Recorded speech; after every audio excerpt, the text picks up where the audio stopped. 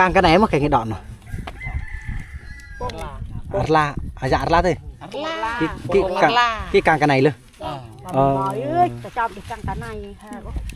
ภาษากันได้นี่เขาซื้อเอิญปงกระลาให้ทุกคนก็จะตำแบบนี้เลยส่วนเผากันในอยู่ที่โซนบดติดเสด็จลาวเวียดนามเขาถามมาไปเอาน้ำอยู่ไซเพิ่นว่านี่ไปเอาน้ำบาดาลอยู่หันวิโยกเอาวิธีชีวิตเนี่ยไก่มันไก่มันกับซีบินขึ้นมายู่บ่เขาปะได้นี่มีไก่กันเข้าไม่ได้เลยนอนแขวงสารวันเมืองสมวยบานอันละเอาสบายดีทุกคนสบายดีเขาไปที่หมู่บ้านอันละนะ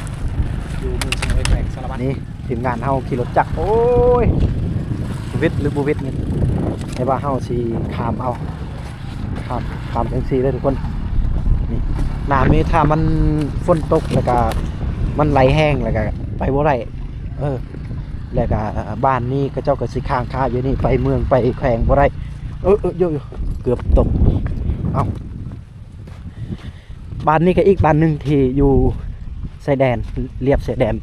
นลาวเวียดนามนะอีกบ้านหนึ่งที่ติดกับชายแดนเวียดนามเขาหูภาษาเวียดได้ทางนี้นะตัวมาโป้มาตัวมาโป้นดหนูไหมเขาถามป้าเพื่อนว่าไปใช้เพื่อนว่ากลับเฮือนเพราะว่าเฮือนเราอยู่นี่เช่นหน้าตัวบ่หยาดใช่ไหมเช่นหน้าหยาดไปเลยโอ้พี่หมอเป็นช่วยสบายดีโอ้ปวดหน้าพี่หมอเยอะตาหนาแหละกันนั้นแหละตาหนาเขาถามว่าสบายดีบ่สบายดีเฮ็ดนานแล้วหรือบ่เพิ่นว่าเฮ็ดแล้วไปที่เรียบร้อยแล้วแวลแห่เสียบ่กับแวลระแห่เสียบ่บนบัดจิตดูจิตโอ้เฮาถามว่าบ้านเฮานี่ประมาณจักครอบครัวเพิ่นว่าประมาณ50 60บ่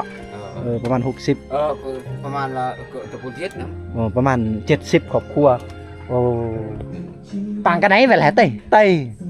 มาได้กันไหนแวลกันไหนcàng hay thì cái này đấy nhưng có hay mà cười ít luôn cái đồ mà cái đó จริงเลยกันไหนจริงเลยโอ้เฮาถามว่าประมาณจักครอบครัวเขาว่าเพิ่นว่าประมาณเอาประมาณ70ครอบครัวและหมู่บ้านเพิ่นนี่จะเป็นชนเผ่ากันไหนเอานี่มาแวลแลเนาะกลางยวนเนี่ยกลางลาวมาปืดจอมมาจับปืดกลางยวนบ้านเฮาถามว่าบ้านเพิ่นนี่ภาษาเวียดกับภาษาลาวนี่ฮู้จักตัวใดหลายกว่าเพิ่นว่าฮู้ภาษาเวียดหลายกว่าภาษาลาวแต่ว่าเป็นชนบทลาวอยู่เด้เนาะติดกับชายแดนลาวเวียดนามติดชายแดนเนาะวิหารลาวหาโยงฮะเพราะว่าเพิ่นว่าตัวเมืองมันใกล้แต่นี่ไปหาตัวเมืองประมาณ20ปลายหรือ30ลัก30ลักซั่นประมาณนั้นนะหรือ40แล้วบัดนี้เวียดนี่มันบ่พอเท่าใดลักมันเป็นชายแดนเลยบ่ฮอดลักก็เวียดแล้วทุกมื้อเวียดมาซื้อเครื่องซื้อของบ้านเพิ่นนี่เพิ่นก็เลยฮู้ภาษาเวียดบัดนี้เอาเด้อขอบอกขอบใจนั่นแหละเพิ่นก็เลยฮู้ภาษาเวียดนามหลายกว่าภาษาลาวเนาะอันนี้คือชนบทที่ติดชายแดนลาวเวียดนามเป็นชนเผ่ากาไนเด้อทุกคนเด้อบ่แม่นกะโดบ่แม่นปะโกะเอามาเบิ่งวิถีชีวิตชนเผ่ากาไนเนาะมาเป็นแนวใดเนาะจะเป็นคลิปแรกของคมชนเผ่ากะโดที่อัปเดตโอ้เหือนสาดบ้านซองเพิ่นนี่โอ้โหนี่มื้อนี้ก็มาด้วยทีมงานคือเก่าเนาะคือน้องคุยเขาไปใส่มาใส่กับป่าบ่ได้เนาะก็คือคุยคนมักเลาะแล้วก็มีซองเติมคนด้อยแล้วก็คิดเข้าป่าจะเป็นไอ้น้องเฮา3คนนี่สบายดีฝากซองน้องเพิ่นเด้อคุยคนมักเลาะให้กำลังใจโอ้เขื่อนชนเผ่ากันไนนี่อย่าคายคือเขื่อนเวียดเลยเนาะชนเผ่าตรีบ่แม่นชนเผ่ากันไนแม่นชนเผ่ากันไนบ่แม่นชนเผ่ากันไนเพราะว่าเฮาสัมภาษณ์เขาแล้วก็เพราะว่าอยู่สารวัตรเฮานี่อยู่เมืองสมุยนะมี3ชนเผ่าจะมีชนเผ่าปะโกะชนเผ่ากะโดชนเผ่ากันไนแล้วก็ชนเผ่าตรีบ่มีมีแต่3ชนเผ่าตอนเฮาเฮียนก็มีแต่3ชนเผ่า ราะว่าน้องเพิ่นบ่ฮู้เราก็ประมาณเอาว่ามีตรีอ่าอ๋อเขื่อนเก่าแก่โบราณน่าจะนานกว่า10ปี20ปี10ปลายกว่าปีเพื่อนทุกคนนี่เอา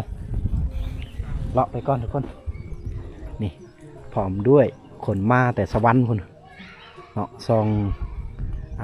บ่าวโนดพาเลาะ พาเพิ่นเลาะบ้านมาเบิ่งวิถีชีวิตชนเผ่ากันในเขตชนบทเอาโอ้เหือนนั่นงามแท้ก็เจ้ากำลังโบกกำลังก่อใหม่ๆแต่ว่าเหือนนี้คือเว้าเด้อยังเป็นโบราณอยู่จะตอนน่าจะสมัยรุ่นปู่รุ่นย่าเอาตะกี้แล้วก็อ้อมหอบเดินบ้านนี่กว้างเติบนี่โป้โตมีแต่หญ้าคักเขียวเลยสบายดีโอ้ยังว่าเยอะๆนานเนียกเยอะอยู่ดำแล้วเป็นที่เรียบร้อยเฮ็ดหน้าเขตนี้ในได้จกเอาบ่หรือว่าใส่รถไทยจกเอาโยเอาจกเอาส่วนเลยเอาจกเอาส่วนแบบสมัยยายอพ่อแม่เลยเนาะดำแล้วเนาะบ่บ้านเฮานี่ประมาณจักครอบครัว90ปลายแฮะ90ปลาย90ปลายประมาณเอาหรือว่าประมาณ90ปลาย90ปลาย99โอ้เหยียบลอยเกือบลอยอีกเดือนหน้าก็ลอยแล้วเข้าลอยเข้าลอยแล้วมีผู้สร้างครอบครัวใหม่แต่งงานใหม่ก็ได้ก็เพิ่มเรื่อยๆได้สมาชิกเนาะโอ้คักหลายบ้านนี่กว้างเติบกว้าง6หลายเนาะบ่เป็นหยัง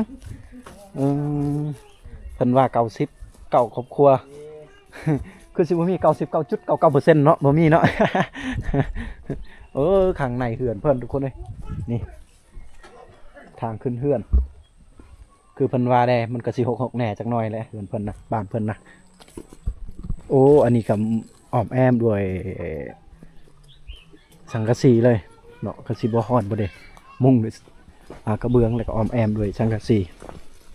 ส่วนเผากระไหนเด้อเดี๋ยวนี้นะ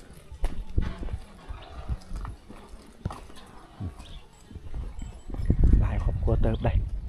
ขามน้ำขามเซคือเก่านี่ไปทางพูนอันนี้บรรยากาศแรงๆน้อยนึงกับบ่แรงหลายเนาะเอานี่คือขอบแบะแต่ว่าน้ำเพิ่นใส่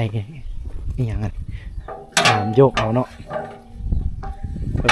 ออกอยู่ได้น้ำนี่ใส่ได้ใช้งานได้น้ำมันนี่ทุกคนไฟฟ้ากับเป็นทีเรียบร้อยเนาะบ้านเพิ่นนี่มีไฟฟ้าในการใส่สัญญาณนี่ต้องใส่สัญญาณเวียดได้สัญญาณลาวบ่ได้สัญญาณเวียดก็ยังกากบาดขึ้นเลยบ่ได้แหละสัญญาณ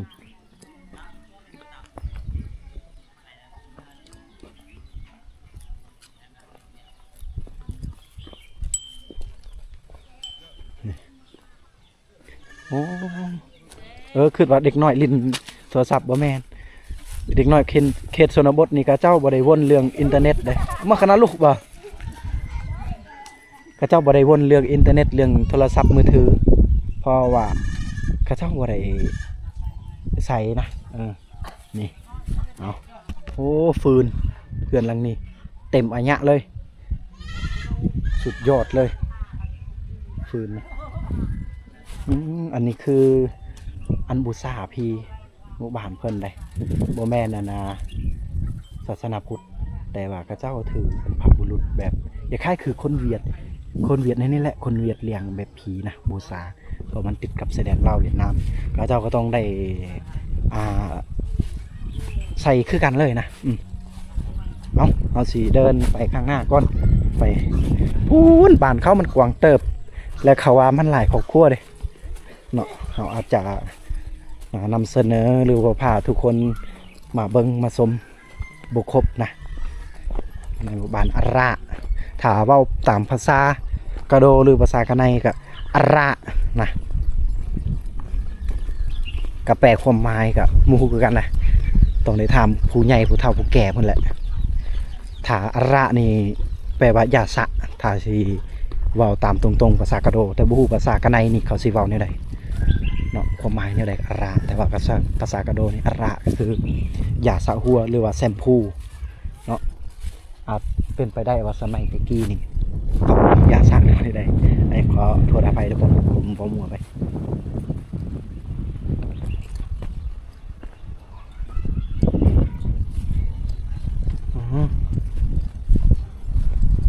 ลมแห้งในบันนี้นะเริ่มหนาวแล้วท้องลมติดเวียนเขื่อนใหญ่คมจื้อได้นะเขื่อนหลังนี้คมเคยไปลิ้นตอนตะกี้ประมาณ 7-8 ปีก่อนนะผมเคยขึ้นไปลิ้นผู้สาวเขื่อนหลังนี้ คมจื้อได้เขื่อนหลังนี้แหละผมขึ้นไปลิ้นผู้สาวแม่นแท้ๆนี่นะอันนี้ว่าความจริงได้ทุกคนเพราะว่าคมเคยไปเด้เขตเมืองสมุยนี่คมไปทุกบ้านแล้ว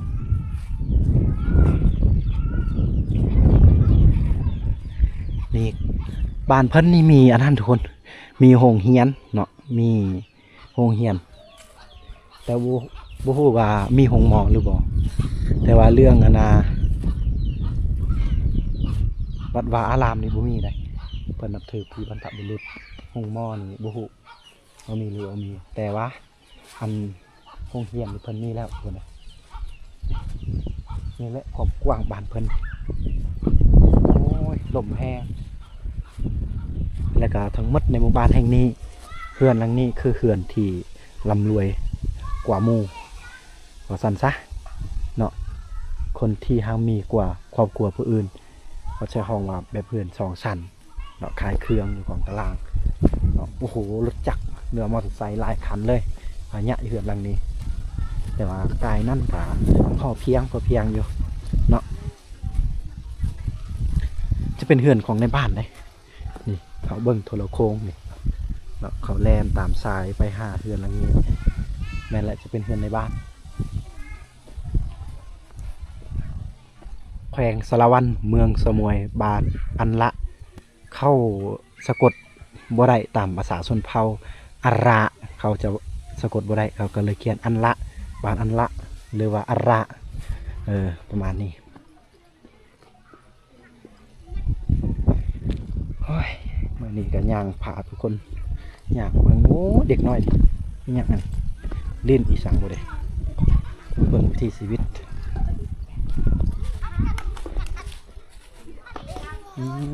ตายตัวมื่อขณะđánh bia kìaมื่อขณะđánh bia đánh bàiหน่อยเขาบูฮูเนาะเขาบอกเป็นภาษากาโดเขาบูฮูเพราะว่าเขาเป็นภาษากะไน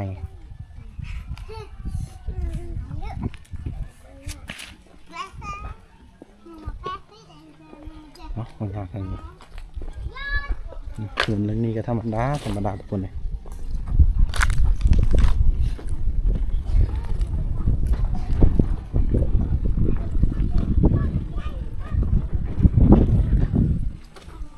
พื้นที่ในการปลูกเขื่อนการสร้างบ้านกันอย่างกว้างอย่างหลายเติบอยู่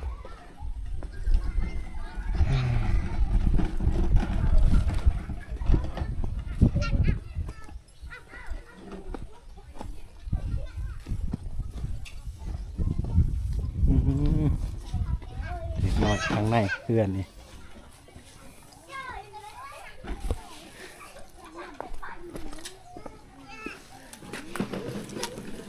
ตัวนี้จะเป็นกระเจาะของชนเผ่ากะไนอันหาบฟืนหาบเครื่องคล้องได้นี่กระเจาะของชนเผ่ากะไนเอาชะมาเนาะระโยลเฮาถามภาษาบ้านเพิ่นว่าอันนี้จะเป็นข้าวเปลือกอันสายพันธุ์ใดภาษาบ้านเพิ่นว่าอโยลเขาก็บ่ฮู้ว่าสิแปลภาษาลาวเป็นอะไรทุกคนอินพวกล้อยะนี่ไม่ตะยลดาเตียงดาเขาถามว่าสิไปสีแล้วบ่เพิ่นว่าย่างเทื่อแต่ว่าตากนั่นน่ะตากไปก่อนเนาะเพราะว่าแห้งเพิ่นก็สิกูเนี่ยสิเลยบ่นั่งอีกหรอกเลยแว่นเนี่ยอีกหรอกเกี่ยวตัวปลานั่งสิเขาถามว่าบ้านเพิ่นนี่อันน่ะใส่หงสีบ่หรือว่าตำแบบโบราณเพิ่นว่าใส่หงสีแล้วบ่ได้ตำแล้วเอานกอีเบบแก โอ้อันนี้เป็นเหือนครัวเพิ่นน่าจะเฮ็ด2ชั้นแต่ว่ายังบ่แล้วเนาะ2ชั้นได้นี่แต่ว่าอยู่เทิงเพิ่นอยู่ไปแล้วนี่เหือนครัวเพิ่นกำลังสิแล้วอยู่เหือนหลังนี้แหละเพิ่นสิแปลงเหือนครัวเอาเพิ่นกำลังเฮ็ดแบบเอาสัวข้าวไปก่อนเอ้ยสวนหลายโอ้มาตะเลยบ่มาตะเลยเยอะจะโดยเยอะถามว่าเฮ็ดยังอยู่เหมือนว่าบ่ได้เฮ็ดยังเนาะเอาลานบ่อ๋อผักพรนะมีเฮ็ดยังนะเอาเมื่อยอยู่ปลูกก็เข้าหน้าปลูกเข้าหน้าแล้วอันนี้ดำหน้าแล้วแล้วมื้อนี้หรือมื้อวานเนี่ยมื้อนี้นะพอเฒ่าก็ไปดำเลยโอ้แล้วลูกหลานจักคนเลยลูกหลาน5 คนวันนี้พอเฒ่าก็ไปนำเนาะแท้ที่เฮาอายุหลายแล้วก็พักผ่อนแล้วอายุส่ำนี้โอ้ยพอเฒ่าบ่ได้เฮ็ดหยังแล้วอยู่ชื่อๆที่เฮือนเนี่ยก็อยากเฮ็ดเวียกเนาะเฮ็ดก็บ่ได้แล้วอยากกินข้าวนี่น้อยๆบ่หลายน่ะเอาเฮ็ดลายบ่หน้าเฮ็ดลายบ่พ่อเฒ่าบ่ได้น้อยเฮ็ดน้อยเดียวนึงเนาะอีหยังอันนี้ซุ่มไก่เลยเพิ่นไก่มันตายหมดเลยตายหมดคือว่าห้อยปะสิไก่มันต่อมันตายหมดเลยไก่มันก็สิบินขึ้นมาอยู่บ่เฮาปะได้นี่มันอยู่อยู่แล้วนี่แหละมันมีไก่กันเข้าไว้เลยนอนถ้ามีไก่มันก็สิขึ้นบินไปนอนนี่เพิ่นว่าแต่ว่าไก่เพิ่นตายเบิดแล้วของพ่อเฒ่านี่โอ้เฮือนคือได้จักปีเลยเฮือนนี่คือว่าแบบดั้งเดิม2 ปีมันไม่เฮ็ดล่ะ5กับ2ปีนี่2 ปีนั่นแหละเฮือนเก่านั่นแหละตอนนั้นบ่เฮือนเก่าบ่ได้นี่ตัวนี้เก่าคือเฮือนไม่แปลนของเขาอยู่เทิงหันประมาณจักปีบ่พอเฮือนตอนนั้นหลายแล้วได้บ่10 20ปี10 20นะ10 20ปีแล้วส่วนหลายบ้านเฮานี่อาชีพเฮ็ดนาหลายบ่หรือว่าเฮ็ดไร่หลายนี่แหละเนาะตามสบายเด้อพอเด้อโดยเอาอยู่ดีมีแฮงอีหยังอันนี้เฮือนครัวบ่ได้นี่แม่เลยปะเฒ่าอยู่พอเดียวเลยพวนบ่มีน่ะพวนตายน่ะเฮือนแม่เฒ่าแม่เฒ่าเขาว่าเฮือนแม่เฒ่าอันนี้อยู่นี่ลูกหลานเล่าก็บ่มีบ่ลูกนั่นนะบ่ได้อยู่นำลูกหลานอันนี้คือเขาว่าเฮือนแม่เฒ่าอยู่ผู้เดียวอาศัยผู้เดียวอยู่นี่ตามลำพังแต่ว่าลูกบ่ได้เบิ่งบ่ได้แย่งนะเอานี่แหละมันหารักนะเมื่อลูกใหญ่ขึ้นมากก็บ่เบิ่งบ่แย่งพ่อแม่เลยนะทุกคนเฮือนกับเจ้ามันห่างขนาดใดห่างสมเพิ่นว่า99ครอบครัว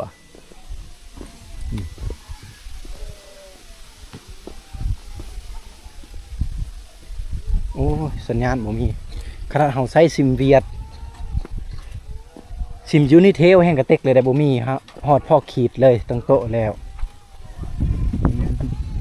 โอ้สบายดีเห็นว่ามาตะบ่เยอะจะโดยจะจอก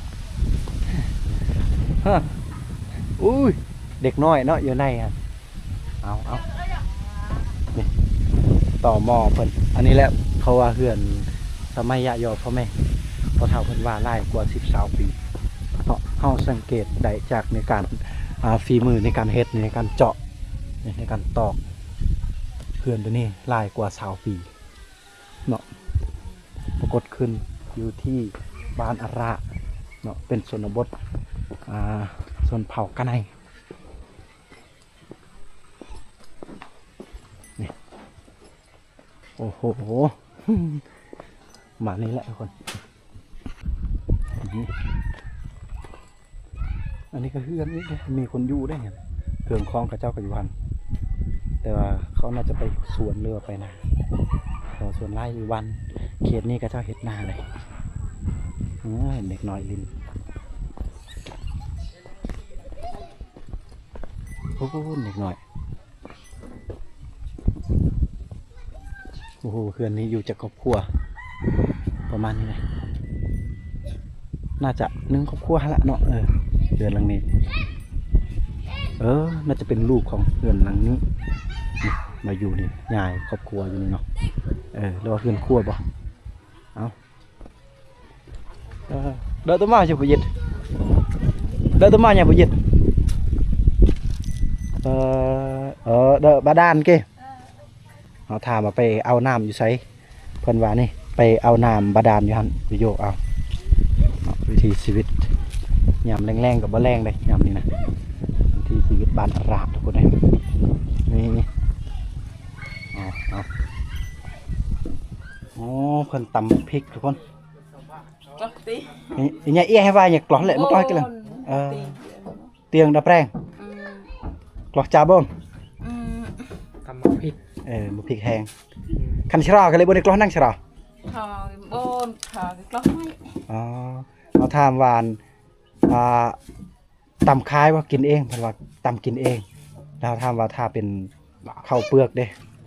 ตำแบบนี้บ่เดี๋ยวเอาไปซีเพิ่นว่าเอาไปซีได้แต่เป็นข้าวนะแต่ว่านี่มักพริกโอ้มันจึงได้ลาย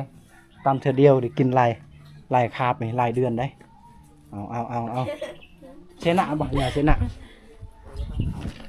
โอ้ก็จะตำแบบนี้เลยส่วนเผากันในอยู่ที่โซนบุตรติดเสด็จลาวเวียดนามวิถีชีวิตยามแรงๆแน่จักหน่อยเอาเหือนยาวๆเหือนยาวนี่อาศัยอยู่หลายๆคนเลยเนาะบางทีก็2-3 ครอบครัวก็มีสุดยอดบรรยากาศทุกคนเลยเก้าอุ้ยโจแต่เป็นน่ะอ๋อเขามาแต่ให้เนาะโจแต่อีดอุ้ยมาแต่เอาฟืนเจ้ล้างมาแกตะอุ้ยเนาะแกไม่ดอกเฮาถามเพิ่นว่าอันไม่อีหยังสิเฮ็ดฟืนนี่เพิ่นหัวเอ้า นี่ทุกคนจะเบิ่งใหม่นี่เพิ่นเก็บเพื่อไปเฮ็ดฟืนนี่อันนี้คือวิธีชีวิตชาวบ้านเนาะบ้านอันระทุกคนยามแรงๆนี่ทุกคนได้เขาจะเอาฟืนกลางกันไหนมาแข่งให้ดอนเนาะอัลลาอาจารย์อัลลาเลยที่กลางกันไหนเลยจะจอมที่กลางกันไหนภาษากันไหนนี่เขาซื้อเอิญปงอัลลาไหนก็โดแล้วมาปงอัลลามาลาวแต่จะมาหันดอกเขาเอิญว่าอันนี้มันอีหยังอันนี้วะมันแก้ววะนั่นทุกคนอันนี้คือมันแก้วแต่ว่าภาษาของกันไหนเขาซื้อเอิญปงอัลลาปงแปลว่ามันไปอินโฟอัพจำเนาะนี่มั้งเราอึบแปลว่าอัพได้ภาษากันไหนแปลว่าอึบนะเอาทุกคนสำหรับคลิปนี้ก็พอสิ้นสุดเพียงเท่านี้โอ้โหในการเดินทางมาหอดในหมู่บ้านแห่งนี้ก็แสนยากลำบากทุกคนเลยขึ้นภูลงภูขี่รถนี่ป้องถ้ายามฝนตกหนักๆนี่ไปก็ได้บ้านนี้ทุกคนเนาะอันนี้คือเป็นชนเผ่ากะไนเนาะชนเผ่ากะไนนี่ก็เจ้าบ่ได้เชื่อถือพุทธแต่ว่าก็เจ้าเชื่อถือผีบรรพบุรุษก็เจ้าเนาะอย่าคายคือคนเวียดเนาะอยู่เวียดนี่ก็เจ้าเลี้ยงผีนะสไตล์บ้านอันระนี่ประมาณ90 ครอบครัวแต่ว่ากระจัดกระจายไปเนาะอยู่นี่ครอบครัวนึงอยู่นั่นครอบครัวนึงอยู่พุ่นครอบครัวนึงนะในการเดินทางในการไปการมาก่อนที่ฮอดจุดบ้านนี่ฮอดนี่โอ้โหแสนสาหัสเส้นทางทุกคนเลยคือทุกคนเห็นในคลิปแล้วโอ้โหทุกคนบ้านกระเจ้านี่มีโรงเรียนแต่ว่าบ่ทันได้มีโรงหมอหรือว่าโรงหมอน้อยโรงพยาบาลอยู่ในบ้านตัวเองแต่ว่าโรงเรียนกระเจ้ามีไฟฟ้ากระเจ้ามีสัญญาณลาวนี่บ่มีแต่สัญญาณเวียดนามนี่มีบางบ่อนได้โอ้โหนี่คือเดินบ้านกระเจ้าเนาะเพราะว่ามันห่างเนาะไปอีกน้อยนึงกับครอบครัวนึงไปอีกน้อยนึงครอบครัวนึงนี่เบิ่งทุกคนโอ้โหอันนี้ก็เป็นเดินกว้างที่มีบ่อนวางที่สามารถเฮ็ดเฮือนแน่เนาะเอาขอบใจทุกคนที่ได้รับชมวิถีชีวิตชนเผ่ากะไนใน2 คมชนเผ่ากระโดได้ถ่ายทอดวิถีชีวิตหมู่บ้านแห่งนี้ให้ทุกคนอยู่ดีมีแห่งเด้อร่ำรวยเด้อทุกคน